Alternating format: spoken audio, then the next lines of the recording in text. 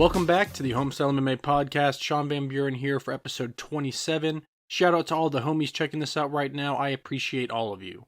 Today we're talking about the upcoming heavyweight UFC Fight Night Lewis versus Spivac. Before we dive into that, it's time for the rapid recap of last Saturday, UFC 281 Adesanya versus Pereira.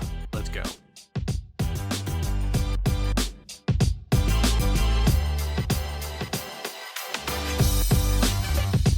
The most first-round knockouts in one UFC event in history with 7. Incredible night of fights. Surprisingly, both belts that were on the line switched hands by the end of the night. Let's dive into it.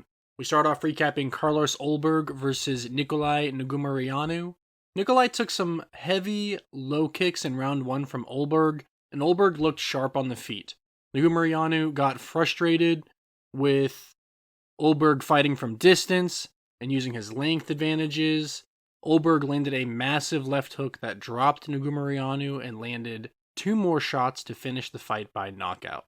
Incredible performance by Carlos Ulberg. Julio Arce versus Montel Jackson. Jackson got going right away trying to wrestle in this fight. Arce was more dominant in striking on the feet, and Jackson was taken down at the end of round 1, and that actually made him a bit gun-shy with his striking and takedown attempts. That wore off by the end of the second round though, and Montel Jackson scored a knockdown, plenty of control time on the ground, and got the decision win. Michael Trizano versus Shangwoo Choi. This fight was all action, and it was an awesome first round. Both fighters landed extremely powerful shots that dropped the other fighter, including a double knockdown where both guys landed hooks to drop the other fighter. So much power on display in the striking. Very even statistics through the first round as both fighters were chasing knockouts. 2 knockdowns for Trizano to 1 for Choi towards the end of the first round, and then Michael Trizano landed a powerful left hook that dropped Choi for the 3rd time, and Trizano got the finish with 10 seconds left. Karolina Kowalkiewicz versus Silvana Gomez-Juarez. Silvana looked very fast with her striking in this fight, but Kowalkiewicz got her to the ground, and it was a completely different fight. Karolina had the advantage on the ground for sure. Gomez-Juarez looked really sharp on the feet in this fight, but the takedowns of Kowalkiewicz were making this fight very interesting. It was a pretty close fight. It felt like Gomez-Juarez was winning the exchanges on the feet, but Kowalkiewicz did just enough to get the decision win. Something weird did happen with this fight with the judges' scorecards at the end. Not sure exactly what was going on, but it took a long time to get the decision to Bruce Buffer. We saw somebody writing and scratching out scores on a scorecard, changing numbers at one point while Bruce was waiting for the scorecards, and that happened actually in the octagon. So really strange set of circumstances. I'll be very interesting to see what kind of comes out of that, what happened. It was all just a little bit strange, not something we see every day in the UFC, which is a very professional organization. Matt Frevola versus Aitman Azaitar.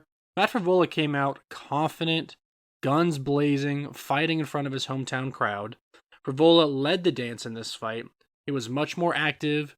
Azaitar used much more of a kicking heavy attack to start this fight, and Azaitar stumbled Frevola with a short left hook, but Frevola went right back in front of him, ready to fight, and that is when it ended.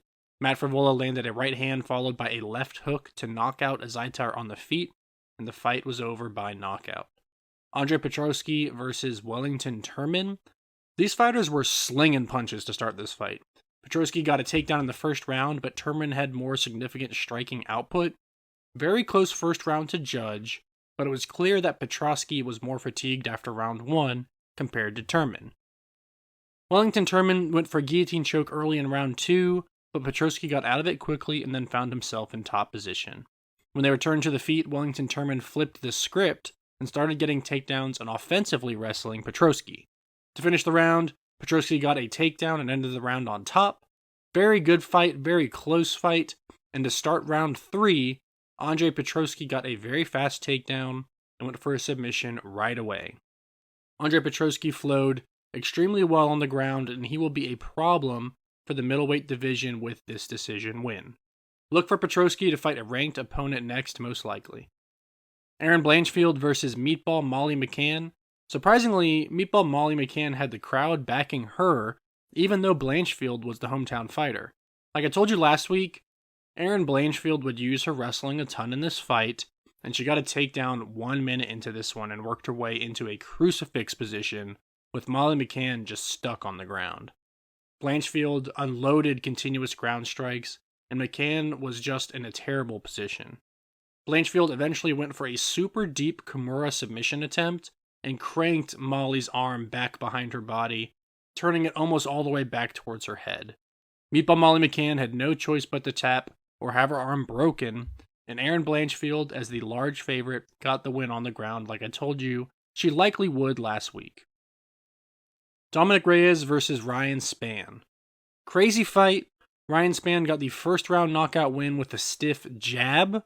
Unfortunately for Dominic Reyes, that's 4 in a row with 2 knockouts. And I hate to say it, but he probably needs to retire. I feel bad for him, but very impressive win for Ryan Spann. He will fly up the rankings, likely into the top 8 with a potential top 5 matchup next. Ryan Spann is incredibly skilled with submissions, and he has also showed yet again that he has elite power with his striking. Wow, what a finish by Ryan Spann. I would actually really love to see him and Jamal Hill throw hands next. That fight would be wild. Brad Riddell versus Renato Moicano. Moicano looked very fast to start this fight with his striking, and his jab was very efficient. Riddell was not seeing the jab coming from Moicano at all. I told you last week that Moicano was likely going to win by submission, and he found the rear naked choke in the first round with his first opportunity that he took the back of Brad Riddell. Really regretting not taking Moicano to win by submission because that seemed almost too obvious in hindsight and based on my analysis last week. Is what it is. I told you guys what would happen. Hopefully you did take that. Dan Hooker versus Claudio Puelles. Puelles went for the knee bar and heel hook quickly in this fight. And Dan Hooker was very strategically defending, but man, was this a chess match. Dan Hooker's legs were incredible danger from submissions multiple times, very scary to watch. I was worried that we were going to see a knee just absolutely get blown up, but Dan Hooker did a great job. He moved very well on the ground, got out of the dangerous positions, and stayed on the attack when they were on the feet. Straight up, Claudio Puelles looked awful in this fight. Dan Hooker was a sharpshooter from distance, and Puelles couldn't do anything on the feet. Eventually, Dan Hooker got the second round TKO victory because Puelles just couldn't stand on his feet from taking so many body shots. Puelles only landed 5 shots in over a round and a half of fighting. Absolutely crazy, easy win for Dan Hooker once he was able to escape the ground threat. He was 1,000 times the better striker, and he ended up getting a well-deserved win. Frankie Edgar versus Chris Gutierrez. These were very fast fighters. Gutierrez used a lot of spinning attacks, and let me tell you, that guy is legit. He landed a perfect knee right to the chin of Frankie Edgar for the first round knockout win. Very fast, very well timed, precise knee right up the middle. Frankie Edgar dropped down as he threw a strike, and he dropped right into the knee of Chris Gutierrez. Edgar was throwing kind of like a looping strike, almost like a hook, and when he did so, he dropped his head down, and he basically just ate the knee of Chris Gutierrez. Perfect shot, impressive first round win for Gutierrez. Unfortunately, that's a career for Frankie Edgar. Shout out to the legend. That was a tough retirement fight, and it didn't go how he wanted, of course. But that's the fight game. Dustin Poirier versus Michael Chandler. Chandler came out as the aggressor in this fight and maintained constant forward pressure. Michael Chandler has a ton of power. You should see his Instagram page. The guy is crazy explosive. He was throwing some serious power tonight. And Michael Chandler just never let up, throwing constant strikes and combos, particularly early in this fight. Michael Chandler's an all-action fighter. There really is no boring Michael Chandler fight. He's always in exciting fights. But the flip side was Dustin Poirier. And man, Poirier started throwing crazy strikes, and the first round was probably the best round of the year, in my opinion. Michael Chandler was having an incredible first round, but then Poirier unloaded in the last minute to potentially steal it. Insane round. He started letting the combos go. Everything he was throwing seemed to be landing, and he was just beating up Michael Chandler's face. Michael Chandler in this fight landed a few power slam takedowns, which are always so exciting to watch because they are so rare. It was just an awesome fight, and we knew it would be the day that this fight was booked. Michael Chandler was gushing blood in round 2. He went for a rear naked choke attempt against the cage. I gave round 2 a 10-8 to Chandler. Chandler really dominated, particularly with the wrestling in that round. A lot of people scored it as a 10-9. Definitely not gonna be really upset with that. I think a 10-9 could easily be warranted, but I just thought with so much control time on the ground, so much damage, I actually gave round 2 10-8 to Chandler. So entering the third round, I had it 19-18 with Michael Chandler up entering that round.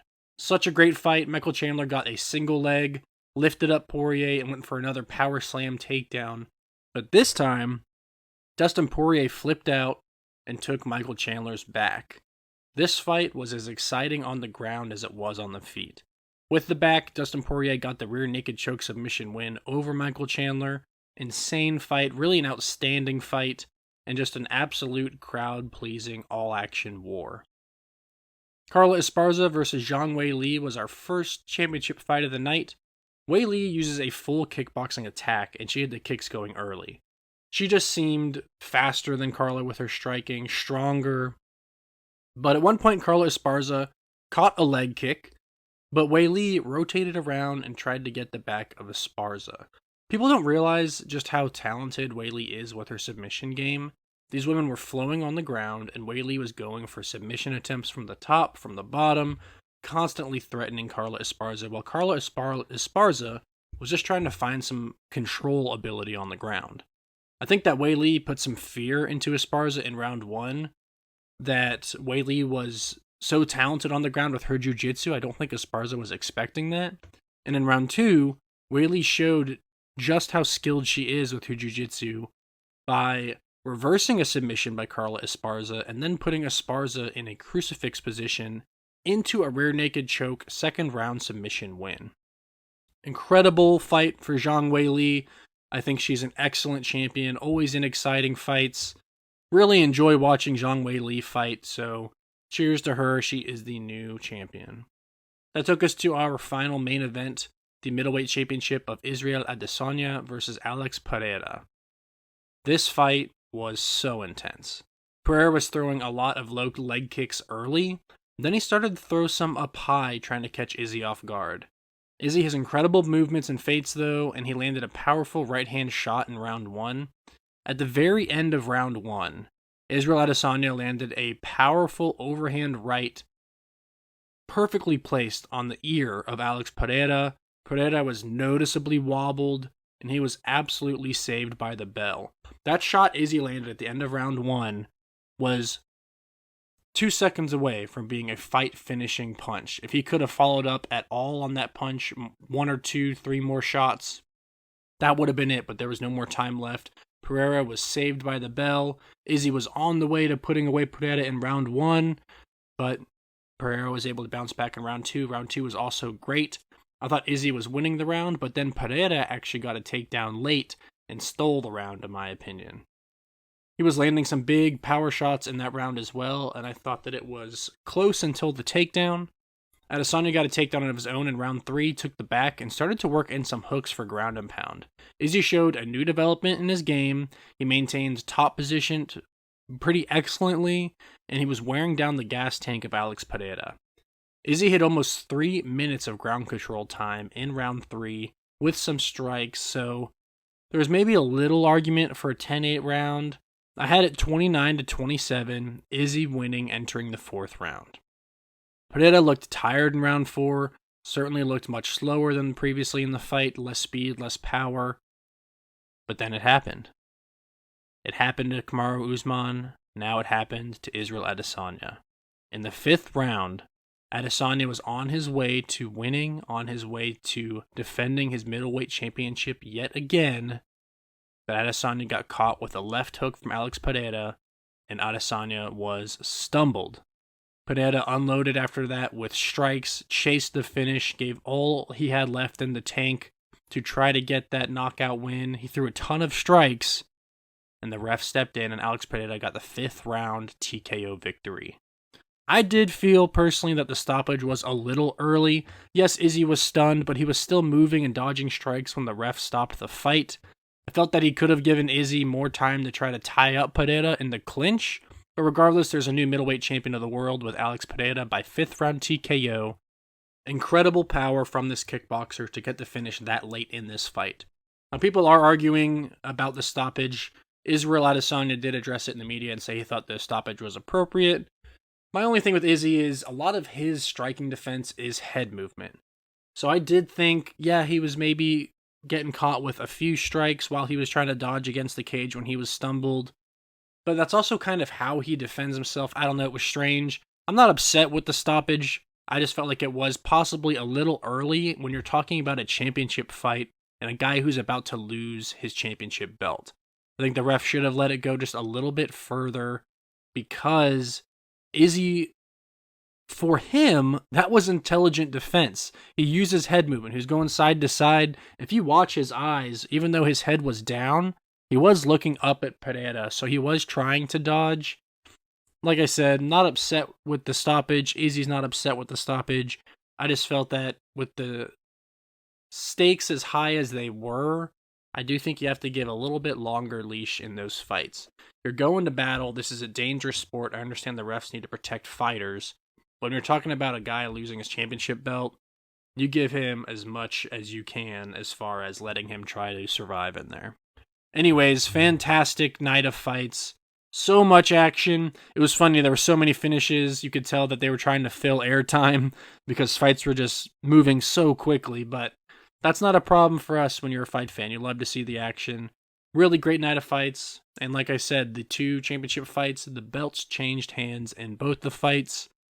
Alex Pereira, he'll be a great middleweight champion. He's got a lot of power with kickboxing, but he does need a lot of work on the ground. I think if you get a halfway decent wrestler in there against him, he gets taken down and probably loses the fight on the ground, but he'll always have that one-punch knockout power that you usually see up at heavyweight. He'll carry that down at middleweight, so it should be interesting. Him versus like a Paulo Costa would be fascinating from a power standpoint, although I do think Pereira would win that. But, hey, this does open the door for Robert Whittaker to try to get in for a title shot again. Ultimately, I think what they will do, and what I think is the best thing to do, is Izzy was minutes away from winning that fight. I think you give them the immediate rematch. As far as Zhang Weili is concerned, I'm not sure anyone takes that belt off her for a while. I could see a long title defense coming for her, but we'll see as that goes forward. Anyways, let's stop with last weekend. Let's go ahead and take a look at our bets.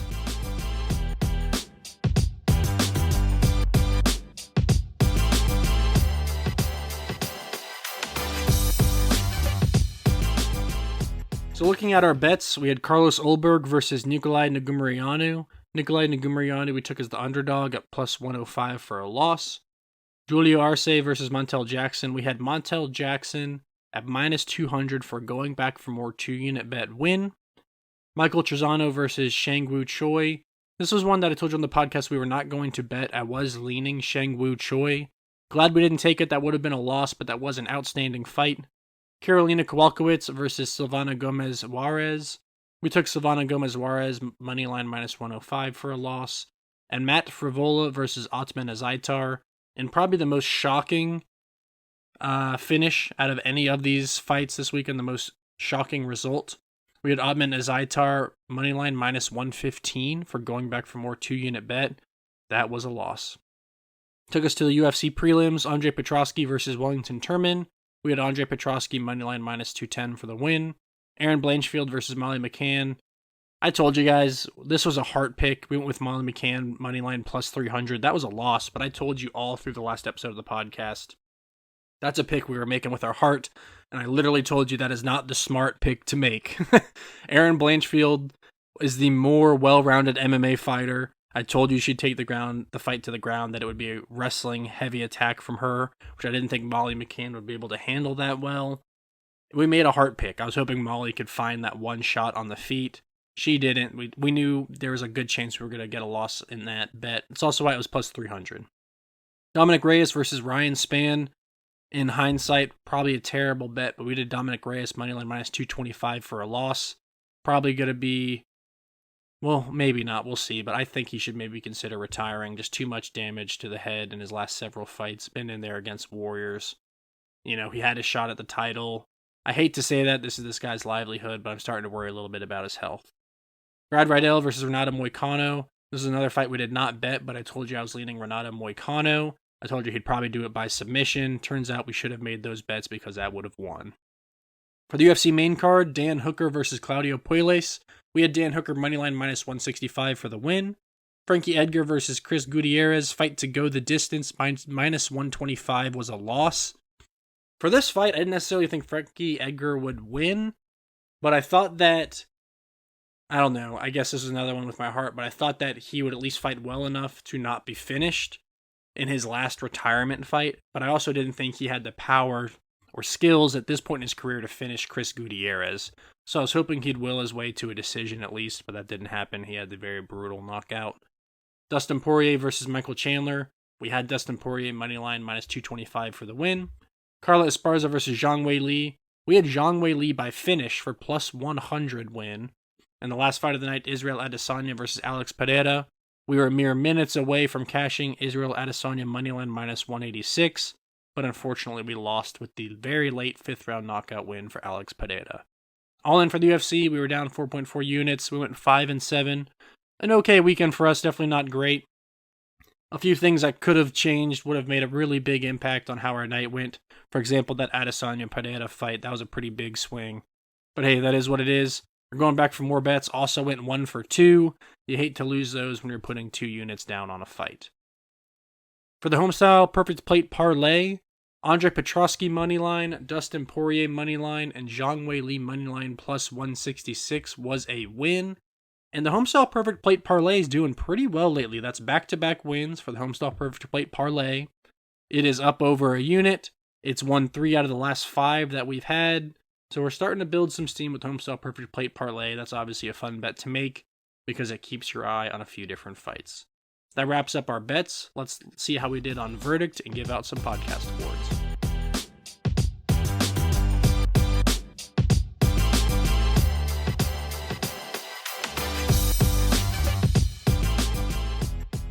We have got to snap this streak on Verdict. Another medal opportunity stolen away from us at the last minute with the Israel Adesanya loss.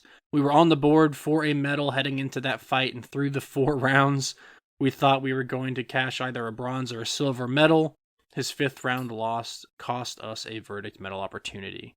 We need to get back to our winning ways on Verdict. We strung together many wins in Verdict, lots of different medals. High hit ratio as far as a medal per event. We need to get back to that, and we will do so this upcoming Saturday. For the Homestyle MMA Podcast Awards, we have 3 because this was a pay-per-view event. We had early prelims, so we start with our Smooth Buttery Biscuits UFC early prelims performance of the night. We're giving that to Matt Favola for handing Azaitar his first pro loss and doing so by knockout. The Mac and Cheese UFC prelims performance of the night. We got to go with Erin Blanchfield. She dominated Molly McCann on the ground to a submission win and just stole all of her momentum that she'd had building up. For our Chicken and Dumplings UFC main card performance of the night, we're going with Zhang Weili. She was the better fighter in every area of that fight, including wrestling, which many people thought that former champion Carla Esparza's only path to victory would be. So she dominated in all areas of MMA on her way to reclaiming her belt. Great night. Like I said, it was really great fights. I hope you go back and watch them. But we have to put last Saturday behind us so we can look forward to these upcoming UFC Fight Night Lewis versus Spivac matchups.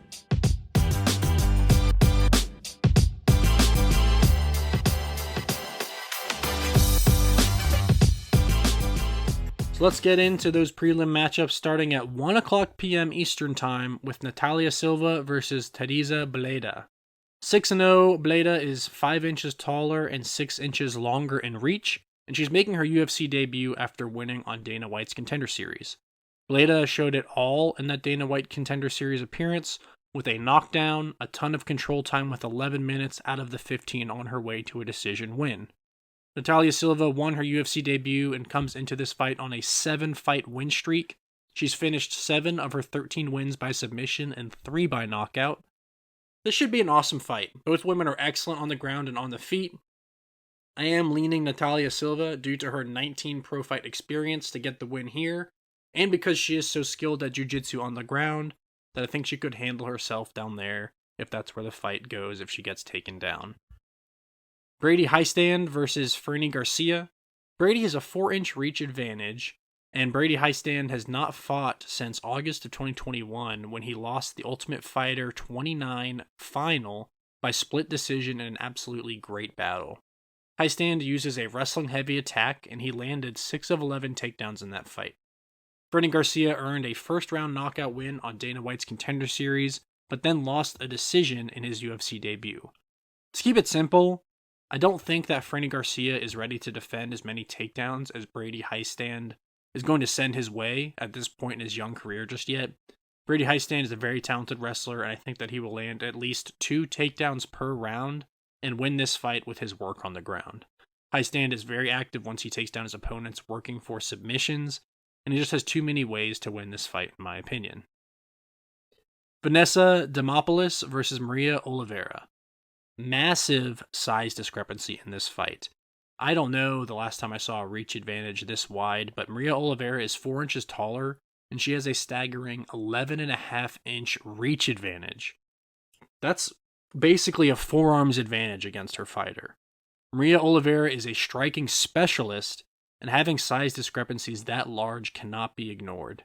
After losing her UFC debut, Oliveira won her last fight. Vanessa Demopoulos also lost her UFC debut and has since won her last 2 fights. This is an interesting stylistic matchup. I think Maria Oliveira will dominate with the stand-up striking battle because of her style and size, but Vanessa Demopoulos is a jiu-jitsu specialist. I think that if Vanessa gets Oliveira down, she'll have the opportunities to finish this fight on the ground. I'm taking Maria Oliveira to win this fight, but truthfully I am concerned that Vanessa Demopoulos can get a submission if this fight hits the ground even one time. In order for her to get this fight to the ground, though, she will have to overcome basically a foot in reach discrepancy. Ricky Turcios versus Kevin Natividad. Turcios is 3 inches taller and has an inch in reach advantage. The Ultimate Fighter Season 29 champion Ricky Turcios is coming off of his first loss in the UFC. He really did not look great in his last fight. He threw 235 total strikes, which is great. That's a lot of strikes to throw in 3 rounds. But he only landed 27 of them. Over 200 strikes that he threw hit nothing. It was one of the strangest things that we've ever seen in the octagon. He had a lot of trouble with his distance management. He was throwing punches and kicks at the air with just no danger to his opponent. He'd throw punches and kicks so far away from his opponent that his opponent wouldn't even have to move to dodge anything. Natividad lost his only 2 UFC appearances, both by knockout, and he must get a win here to stay on the roster. Neither fighter uses much wrestling, so this should be an exciting kickboxing affair, likely for the full 3 rounds, I think. Ricky Turcios has the cardio to use his striking to overwhelm his opponents with output, and I expect him to correct his distance management issues from his last fight to outstrike Kevin Natividad. Vince Morales versus Miles Johns. Morales has a 4-inch reach advantage. He lost his last fight to end his 2-fight win streak, and he's 3-4 in the UFC and really needs to start stringing together wins if he wants to start working his way up through the rankings. He's faced some pretty strong competition in the UFC so far, and Miles Johns is just a step down from his previous competition. Not by much, though. I want to make that very clear. Johns lost his last fight to end a 2-fight win streak. He's 3-2 in the UFC, and this fight, to me, is really a coin flip. Morales may be a bit faster with his striking, but I think Johns has more power. Miles Johns will use some wrestling, but both fighters are not particularly skilled with jiu-jitsu. I'm currently leaning Miles Johns to win this fight, but don't be surprised if Vince Morales gets a win with his reach advantage and distance striking. I do feel like someone will be finished in this fight. Jennifer Maia versus Marina Moroz. Moroz is 3 inches taller and has the same in reach advantage. This will be a very interesting fight because both women are incredibly skilled in jiu-jitsu. However, they are on different trajectories at the moment. Maia has lost her last 2 fights and 3 of her last 4, but those losses have been against very elite competition, including the champ and 2 fighters currently in the top 5. She was severely outstruck in her losses, but this will be a huge step up in competition for Marina Moroz, who ended a 2-fight losing streak by rattling off 3 straight wins. Moroz is an extremely active wrestler, and she will take this fight to the ground multiple times. While Maya is comfortable with jiu-jitsu on the ground, she's not as skilled with wrestling, so I think that Marina Moroz will find herself in top position more often than not when the fight does hit the mats. Even if they stalemate on the ground with jiu-jitsu, the top position control time I think will favor Marina Moroz, which will help her get the win in this fight. Our final prelim matchup finds Charles Johnson versus Zhalgas Zhumagulov. Johnson is 5 inches taller and has a 4-inch advantage in reach.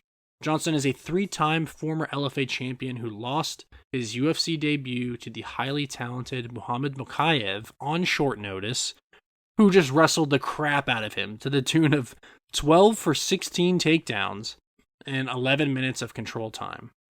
Zhalgas uses wrestling as well, but nowhere near the skill and intensity of Mokaev. 26 takedowns is absurd. Zhalgas lost his last 2 fights and he's 2-4 in the UFC. Zhalgas likely needs a win here to stay on the roster, and he will try to wrestle his way to victory like Mokaev did, but I don't think he has the gas tank to pull off what Mokaev was able to do to Charles Johnson.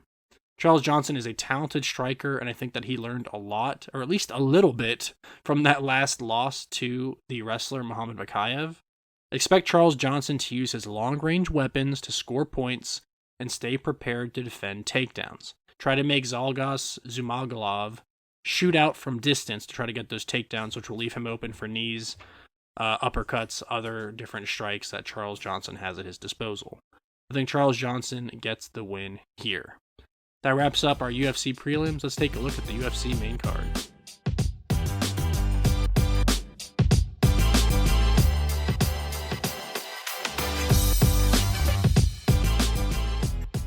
The UFC main card starts at 4:00 p.m. Eastern Time with Jack Della Maddalena versus Danny Roberts. 13 of Jack's 14 pro fights have ended by finish, with 10 of his 12 wins ending by knockout. Jack earned a spot on the roster with a Dana White's Contender Series win and followed it up with 2 first-round knockout wins. Danny Roberts lost his last fight by unanimous decision to end his 2-fight win streak. Danny Roberts will mix in some wrestling, and he better hope that he is successful because I do not think that he could stand and strike with Jack Della Maddalena. With 3 knockout losses, I think Danny Roberts gets knocked out again in this fight. Jack Della Maddalena is at a higher striking skill level than Danny Roberts, and I think Jack will end this fight by knockout quickly, so the wrestling of Danny Roberts simply won't even come into play. Cody Brundage versus Rodolfo Vieira. Vieira pulled out of that fight this week, so that is no longer on our card. So that follows Andre Fialho, or coming next, I should say, is Andre Fialho versus Muslim Salikov. Excellent matchmaking here, with Fialho gaining 4 inches in reach. Fialho lost his last fight by knockout, but he's won 6 of his last 8, with all of those wins by knockout. He has 13 knockouts in his 16 pro wins. Salikov lost his last fight by knockout that ended his 5-fight win streak. 12 of his 18 pro wins have been by knockout. You can see what I'm getting at here. Someone is going to sleep in this fight. Both fighters get knockout wins and have been knocked out themselves. Salikov will go for a few takedowns, but Andre Fialho will try to punch your head off.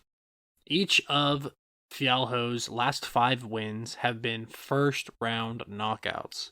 I think Andre Fialho will either get the knockout in the first round, or Salikov will get the finish later in this fight, like round 3. I think Andre Fialho finds his punch and gets another first-round knockout win because he will start faster than Salikov because he already has the reach advantage. He will find his striking distance first and find the power shot that he typically finds in his wins. Another high-powered fight follows that with Chase Sherman versus Waldo Cortez Acosta. This fight will end by knockout. Sherman ended his 4-fight losing streak with a knockout win his last time out. His last 5 wins have been by knockout, and 15 of his 16 pro wins have been by knockout. Cortez Acosta is 8-0 as a pro with 4 knockouts himself. He earned a spot in the UFC with a knockout win on Dana White's Contender Series, and followed that up with a decision win in his UFC debut. These fighters don't wrestle. They're going to stand and bang, which is why someone has to go to sleep. I think Chase Sherman has the power advantage, and he really looked sharp in his last fight when he fought another talented striker.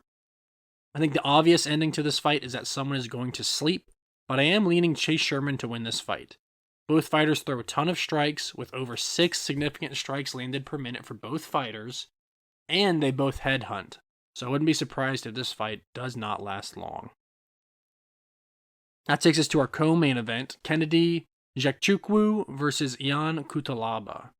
I love Nzechukwu. I think this guy will be a top 10 fighter before too long. Nzechukwu is just massive. He has a 4-inch height advantage and 8 inches in reach advantage. Crazy length in this fight that will be crucial when facing the wrestling heavy attack of Cutelaba.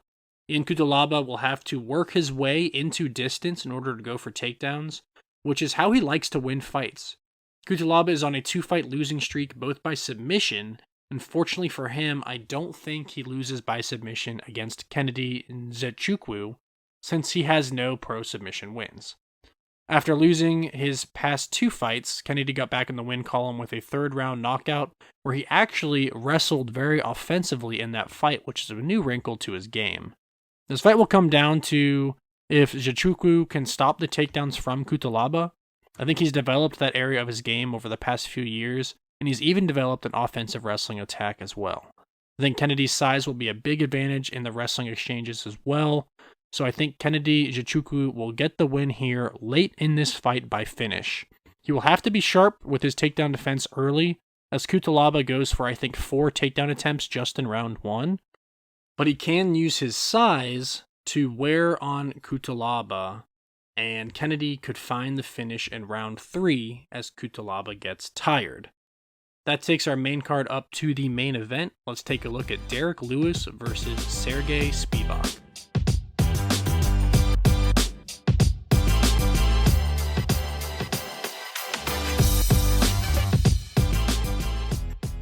Alright, main event, Derek Lewis versus Sergey Spivac. I always love a heavyweight main event, and these giants are similar in size, so no one has an advantage there. Number 7 ranked heavyweight, Derek Lewis is the UFC knockout king with the most knockouts in UFC history. He's taking on the surging number 12 ranked heavyweight Sergey Spivac. These fighters are at a crossroads. Spivac won his last 2 fights by knockout and 5 of his last 6. Lewis has lost his last 2 by knockout and has only won 1 of his 4 fights since fighting for the interim heavyweight championship. All 3 of those losses were by knockout, and I think this fight will either be pretty boring or end in under 3 rounds. Lewis struggles with wrestlers, and Spivac averages over 4 takedowns per fight. That typically has made Lewis gun-shy in those matchups when he fights wrestlers, and he just tries to time a knockout. Derek Lewis will either catch Spivac with a knockout, or Spivac will wrestle Lewis down and finish him on the ground by either knockout or submission. Spivac has too many ways to win this fight, and I think he gets it done here. Spivac can win by ground and pound, submission, or decision due to his wrestling and control. I think Lewis only wins with a knockout. That could absolutely happen, but I think Spivac gets it done here, and I think he gets the finish in rounds 2 or 3 after wrestling heavy early in this fight and getting another takedown to lead to the finish. That wraps up our UFC Fight Night Derek Lewis versus Sergey Spivac. Let's take a look at what bets we're taking.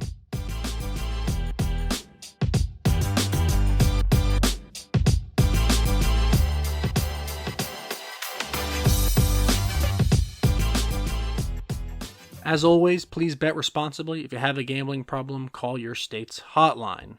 Let's dive into it with the prelims. We have Natalia Silva versus Teresa Bleda. Like I told you, I'm leaning Natalia Silva, but we are not going to bet that fight. Brady Highstand versus Fernie Garcia. Brady Highstand, moneyline minus 165. Vanessa Demopoulos versus Maria Oliveira.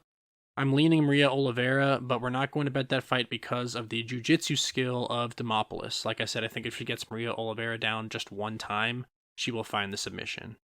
Ricky Turcios versus Kevin Natividad. Ricky Turcios, moneyline minus 150. Vince Morales versus Miles Johns. I would lean Miles Johns. We're not going to bet that fight, but that's what I would go there. Jennifer Maia versus Marina Moroz. We're taking Marina Moroz moneyline minus 185. And the last fight on the prelims, Charles Johnson versus Zalgas Zumagulov. We're going with Charles Johnson moneyline minus 165. For the main card, Jack Della Maddalena versus Danny Roberts. We're actually taking Jack Della Maddalena by knockout minus 167, going back for more 2-unit bet. I think he gets it done here in exciting fashion. So we are doubling up our bet on that one, even though it is minus 167. Andre Fialho versus Muslim Salikov. We're doing 2 bets in this fight. I like Andre Fialho moneyline minus 105, and I like fight to not go the distance at minus 167. Chase Sherman versus Waldo Cortez Acosta. We went with Chase Sherman moneyline plus 180. I think that's a really nice underdog, a lot of value there, because he has that one-punch knockout power. Kennedy Nzechukwu versus Jan Kutalaba. We went with Kennedy Nzechukwu moneyline minus 165. And to end the night, Derek Lewis versus Sergey Spivac. I love Derek Lewis. He's known as the Black Beast. He's a very exciting fighter, UFC knockout king. But unfortunately in this one, we're taking Spivac by finish minus 137. For the Homestyle Perfect Plate Parlay, we're going Brady Highstand moneyline, Jack Della Maddalena moneyline, and Sherman versus Cortez Acosta, fight to not go the distance at plus 161. Let's see if we can make that 3 wins in a row for our parlay. That would be absolutely outstanding, but let's go ahead and wrap up the podcast.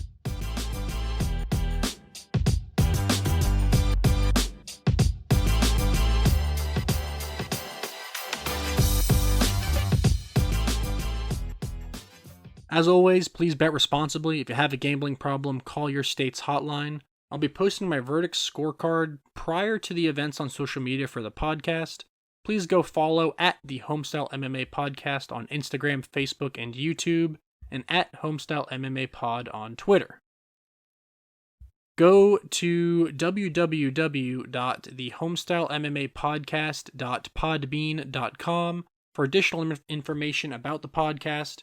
We're going to keep growing on social media, guys. We're getting pretty good interaction. I feel like I tell you that every week, but it is true. Feel free to get involved. Let me know if you agree, disagree, anything you'd like to say. I love to hear and will respond to. If you enjoyed today's podcast, please subscribe, like, and comment. Leave a review wherever you may be listening. Next week, we'll do a rapid recap from this card, and the UFC is actually off next weekend, but the time has finally come, guys. The PFL playoffs are back. The 2022 PFL World Championships are taking place November 25th at Madison Square Garden. So we will have a recap of the UFC from this past Saturday, and then we will dive into an entire PFL breakdown matchup for that fight. There are so many great fights on that card. We're probably going to cover the whole main card and the prelims because it will be that exciting. We have every single belt on the line. People will be winning and fighting for $1 million. I love the PFL system. I think it's fantastic. This is going to be a very exciting night of fights. If you're new to the PFL, maybe you've not seen them before, this is what you're going to want to tune into to get hooked.